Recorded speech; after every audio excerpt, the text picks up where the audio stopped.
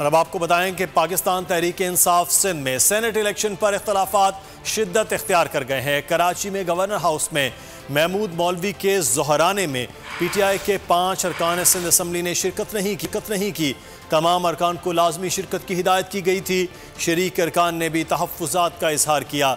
अब PTI के रुकन सिंध असम्बली करीम बख्श गबूल भी सेनेट इलेक्शन में वोट देने से इनकारी हैं। कहते हैं PTI हुकूमत डिलीवर नहीं कर सकी। सुनने में आया है सेनेट के टिकट भी पैसे लेकर दिए गए।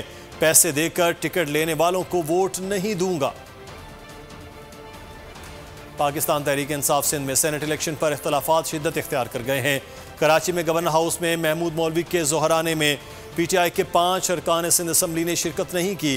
तमाम अरकान को लाजमी शिरकत की हिदायत की गई थी। शरीक अरकान ने भी तहफ़्फ़ुज़ात का इजहार किया है।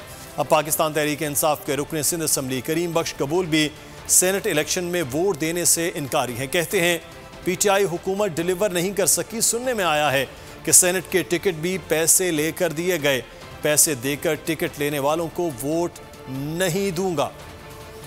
आम खबर से आपको आगाह कर रहे हैं, पाकिस्तान तहरीक इंसाफ सिंध में बगावत हो गई है।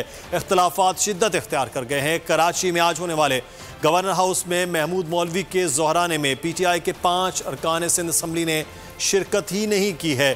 तमाम अरकान को लाजमी शिरकत की हिदायत की गई थी। शरीक अरकान ने भी तहफ़्फ़ुज़ात का इजहार किया है। अब PTI के रुकन सिंध असम्बली करीम बख्श कबूल भी सेनेट इलेक्शन में वोट देने से इनकार कर चुके हैं।